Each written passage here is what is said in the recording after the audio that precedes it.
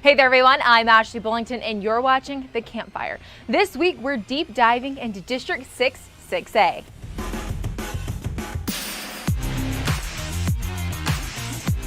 District 6A is a good one and it has some big time rivalries in it. These are the teams that you'll be seeing in 6A after realignment. Coppell, Lewisville, Flower Mound, Hebron, Marcus, Plano, Plano East, and Plano West. And you can vote for the team that you think will take the district crown on our Twitter account. It's IHSS DFW. Now it's time for a quick trivia question. Which team drafted Plano West alumni Billy McKinney in the first round of the 2013 MLB Draft? A, the Toronto Blue Jays, B, Chicago Cubs, C, New York Yankees, or D, the Athletics? It's a pretty good trivia question, if I do say so myself. If you think you know the correct answer, though, go to anywhere that you can find The Campfire. We have Facebook, Instagram, Twitter, and YouTube. And leave a comment with what you believe the right answer is. Also, if you're a podcast person, The Campfire comes in podcast form. Go to Apple Podcast or Spotify to find our entire collection of Inside High School Sports podcasts. Now it's time for the film session, presented by your local North Texas Geico agents. District 6A is the combination of Plano ISD and Lewisville ISD, with the addition of Coppell. The best of Plano ISD should be Plano High, with the return of quarterback Oliver Towns and running back Tylen Himes. The Wildcats should have enough offense to compete for a playoff spot. As for Plano East and Plano West, they are still in rebuilding mode. If you're looking for offense, Flower Mound Marcus is the team to focus in on. They have high Division I prospect Garrett Nussmeier as quarterback, and he has quite a crop of receivers, with Jamichael Sturdivant and Dallas Dudley. Kevin Atkinson's Marauders will be a player for the district title. Down the road at Lewisville, the Fighting Farmers have a strong team as well. Armani Winfield is one of the top junior receivers in the state, and Taylon Green, the Lewisville quarterback, has a year of experience under his belt that should make the Farmers a playoff favorite. Also out of Lewisville ISD is the always dangerous Hebron Hawks. Their defense always brings the wood and have been getting the reputation as a defensive back factory. It's the offensive side where they will have to replace their quarterback. However, with receiver Jediah Henry, the Hawks will be in the mix as well. Flower Mound graduated a lot of offensive firepower last year, but will still be a major factor in the district. They are led on defense by Stone Ebby and will be gunning for a postseason spot. Finally, Coppell has a true playmaker in Anthony Black. They missed the playoffs last year and will be looking for redemption this year. And those great teams are made up of special players. The North Texas Honda dealers want to recognize the players on the rise, those players destined to lead their team to victory. Flower Mound Marcus quarterback Garrett Nussmeier is going into his senior season ready to go. Recently, Nussmeier committed to LSU and has been primed to be a quarterback his whole career, as his dad, Doug, is the quarterback coach for the Cowboys. In 2019, Nussmeier had 3,788 passing yards and 38 touchdowns, and is in the top 20 players in the state of Texas. Lewisville's dual-threat quarterback Taylon Green is looking to lead the Fighting Farmers into a new decade. In 2019, he had 2,217 passing yards and 445 rushing. He also added 37 total touchdowns to his stat line. Marcus has a major weapon in wide receiver Jamichael Sturdivant, who will be a senior in the upcoming season. In the 2019 year, Sturdivant had 87 receptions for 1,125 yards and 10 touchdowns. The four-star wide receiver is committed to Cal. Plano running back Tylen Himes will be a key piece for the Wildcat offense in 2020. Last season, Himes had 112 carries for 1,082 yards and 13 touchdowns. He was named first team All-District in 9-6A in 2019. Flower Mound defensive end Stone Ebby leads the Jags defense. In his career, Ebby has 70 solo tackles and 110 total tackles. Ebby averages 5.8 tackles per game and has 10 sacks. He also recently committed to be a part of the SMU Mustangs 2021 class.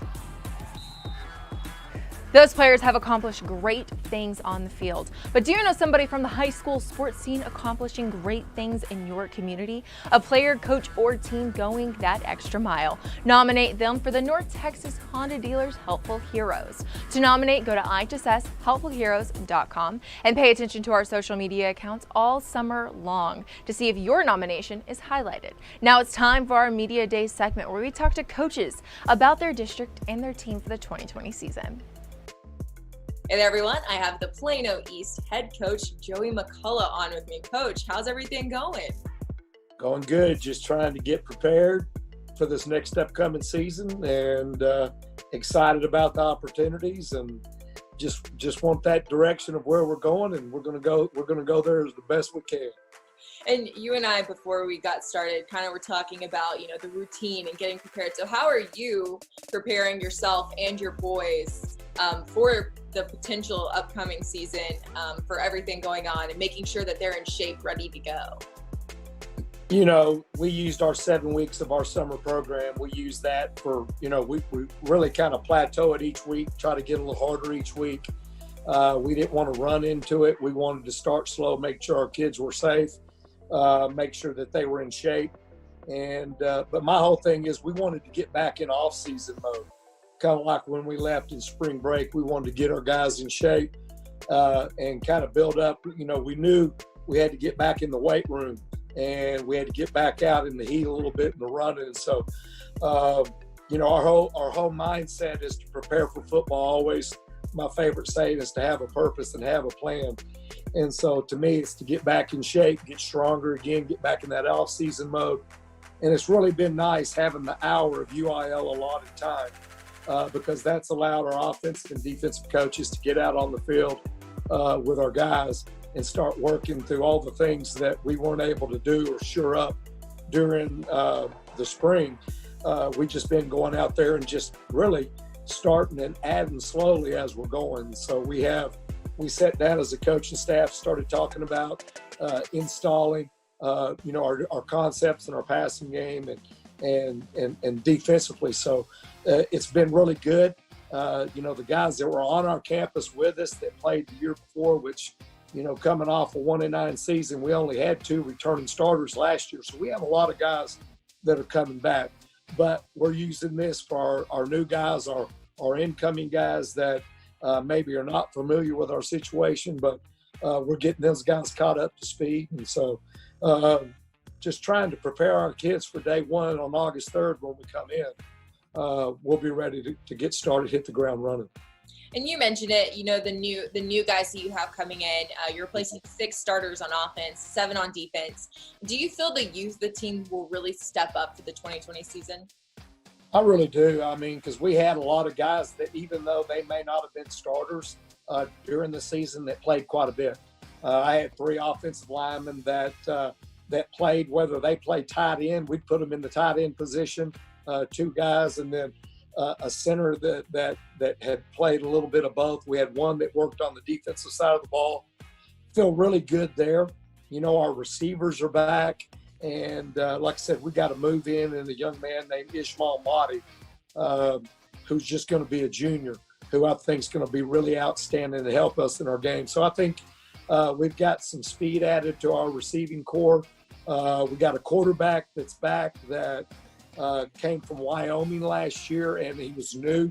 He's now in the system. He understands what's going on. I think that really helps us tremendously.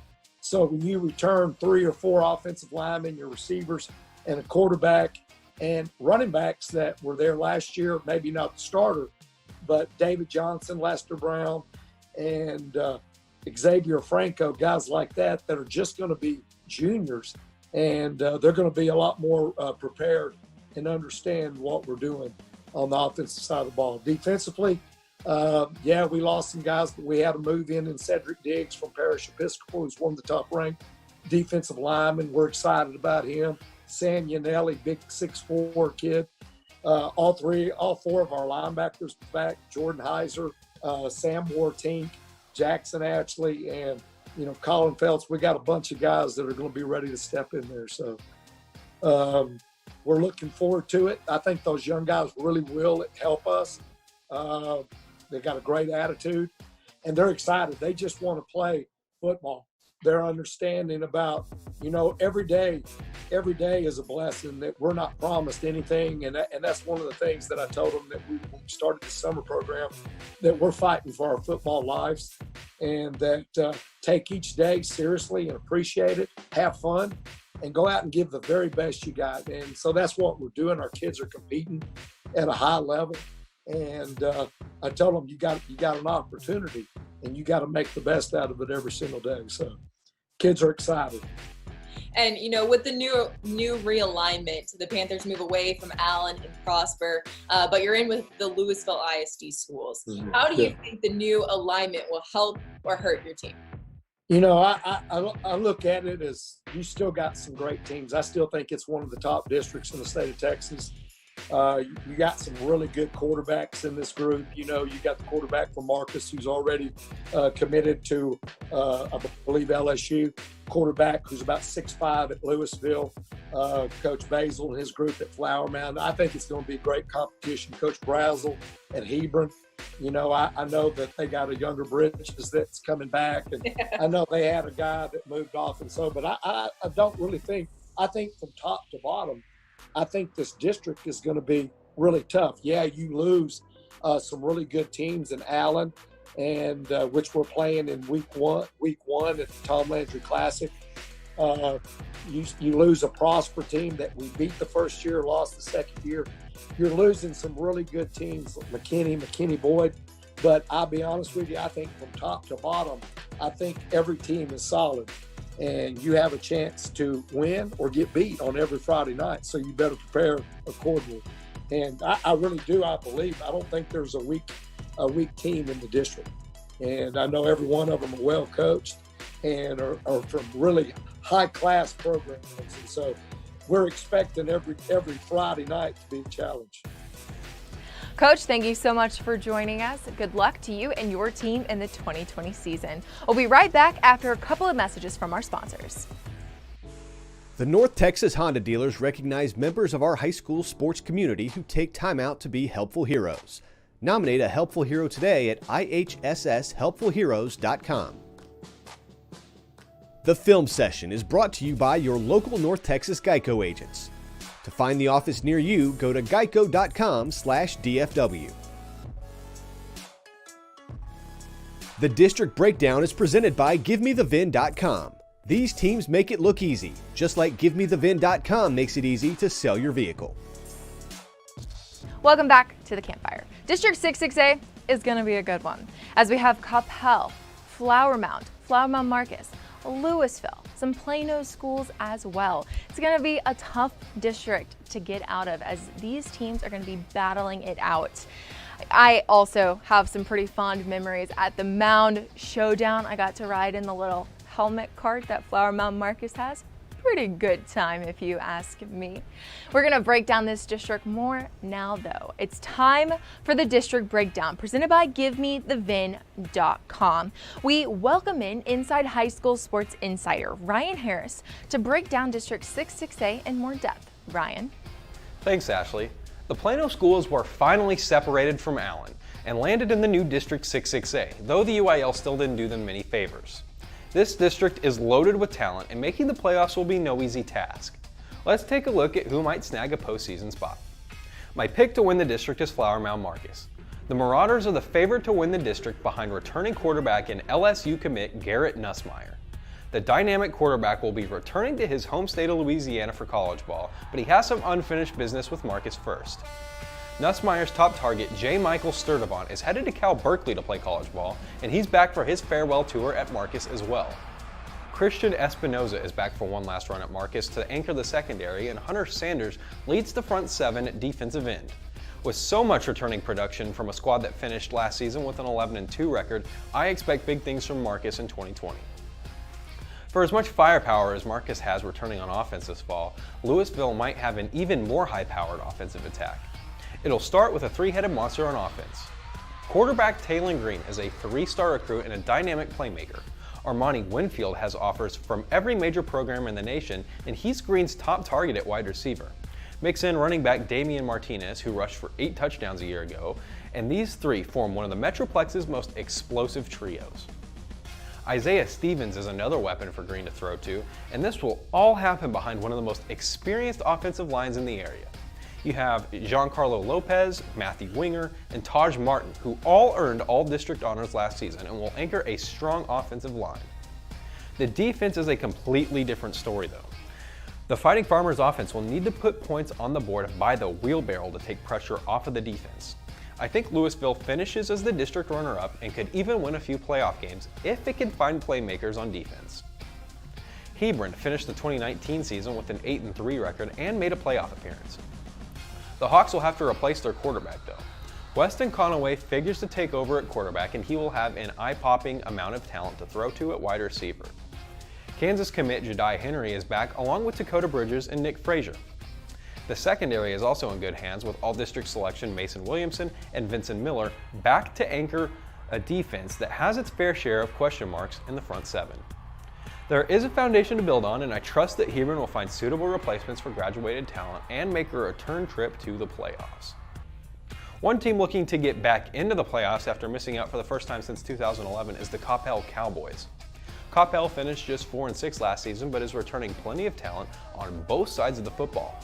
That includes quarterback Brian Walker, and he's back, and so is backfield mate Justin Wu at running back. Walker will have 2 sports star Anthony Black to throw to at wide receiver. Remember Black's name, as he should have a big season at receiver for the Cowboys, but he'll also start on the basketball court for Coppell. Black has Division I offers for both sports, and if he chooses, he could go to his dad Terry's alma mater, Baylor, and play both sports. Linebacker Walker Polk is back, along with a stout secondary to lead the defense. I think Coppell will sneak into the playoffs after missing out last year. Coppell's biggest challenger among the teams I have missing the playoffs is Flower Mound. Quite honestly, it wouldn't surprise me if Flower Mound made it in over Coppell. The Jaguars have to replace their quarterback, and Nick Evers seems like the man to do it. Evers already has an offer from Kansas, and he'll have a talented receiver to throw to in Parker Clark, who is also competing for the quarterback job. The strength of this team will be the defense, led by SMU commit Stone Eppy at defensive end. Colton Votney returns on the defensive line as well. It's hard to know just what this team will look like because the Jaguars graduated so much talent last year, but I expect them to be in contention for a playoff spot this season. One team that has been on the cusp of the playoffs the last several seasons is Plano. The Wildcats have posted a 5-5 record each of the last 2 seasons and need to take the next step in order to make the playoffs. The quest to make the playoffs this year will be headed by running back and Northwestern commit Tylen Hines. He pairs nicely with quarterback Oliver Towns, who is back for his 3rd campaign as the starting quarterback at Plano High. Those two will be protected by 3 returning offensive linemen. This team returns a nice front 7 on defense, but there are question marks in the secondary and at wide receiver that will need to be answered if a playoff spot is in the cards. Plano East finished just 1-9 in 2019, but does return talent at the quarterback position. Dylan Hayden returns to lead the offense, and he has some talented receivers to throw the ball to. Defensive end Sam Yanelli will lead the defense, but Plano East has some rebuilding to do in 2020. That leaves the Plano West Wolves. Plano West broke its losing streak with a win over Plano East last season to finish with a 1-9 record. The Wolves will need to replace their quarterback and talent at wide receiver. With running back Taverin Yates returning, I expect a run-heavy attack early in the season. Yates will run behind a talented offensive line led by starters Hunter Slocum and Carter Young. Linebacker Jacob Stevens topped 100 tackles last season, and he's back to lead the defense. There are plenty of question marks to Plano West heading into 2020. Now for my player and team to watch for District 6. My team to watch is the Lewisville Fighting Farmers. If Lewisville can answer a few questions on the defensive side of the ball, Lewisville will be a team nobody wants to see in the playoffs. I already mentioned the insane amount of returning production on offense, and I expect a big year from Taylor Green and Armani Winfield. It'll all be made possible with the returning production up front along the offensive line. Now, I considered several wide receivers for my player to watch. At first, I thought Anthony Black would be a great choice. If he has a big season, it could pay dividends for Coppell. And then I considered Armani Winfield, another junior whose talent could propel his team late in the season. Ultimately, I chose Flower Mound Marcus receiver J. Michael Sturdivant. He's the best receiver on the best team with the best quarterback in the district. I expect eye-popping numbers from Sturdivant this season, and I know he's capable of it after watching him play last season. If Nussmeier and Sturdivant are able to take their game to the next level, they'll be known as one of the better quarterback-wideout duos in the state. They're already one of my favorites. It could result in a longer playoff run for Marcus if they're able to do so. That's all I have for District 6. Back to you, Ashley. Ryan, great insight as always. Thank you. I'll see you next week. That's all we have for this week's edition of The Campfire. Come back every Monday for a new show. Until then, though, follow our social accounts. We have Facebook, Twitter, Instagram, and YouTube. That'll be bringing you content on District 66A all week long. I'm Ashley Bullington, and thank you so much for watching The Campfire.